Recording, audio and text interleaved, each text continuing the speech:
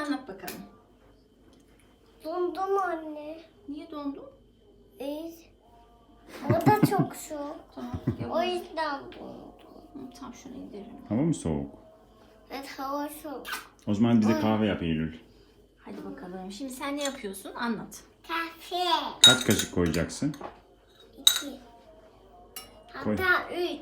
Hatta 3, evet. 2 kişilik yaptığın için birazcık daha koy. Çok koydum. Az Biraz koy. fazla. Biraz Az az koy. koysan yeter. Şu kadar yeterli. Tamam. Şimdi sırada ne var? Bunu kaldırabilirsin artık. Su. Tamam.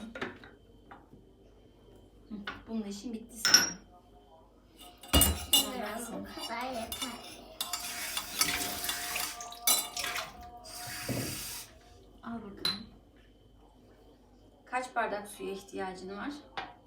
2.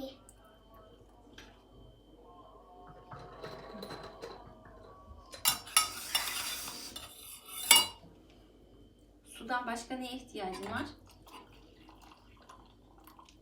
Bilmiyorum. Şeker. Evet. Doğru bildin, şeker. Başka 2 tane şeker. 1. 2. 3. Bravo. Karıştır şimdi.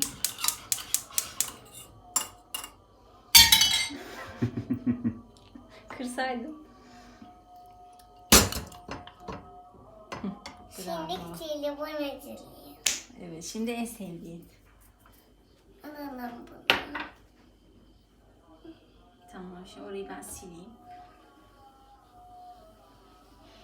Getir elini. Tamam. Getir elini. Şimdi kaçayım.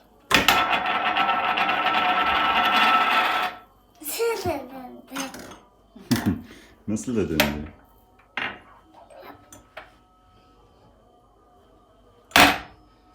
Bence şunları alsam daha iyi olur. İçine dök. Çevir onu, ters çevir. İçine dök.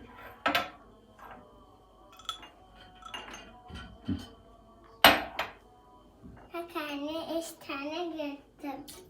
Hepsini dökmüşsün Eylül'cüğüm. Evet, gerçekten hepsini gördüm. Bu kadar. Bu kadar. Bay bay yap. Afiyet olsun. De. Kanalıma abone olmayı unutmayın de. Şimdi şunları koyalım.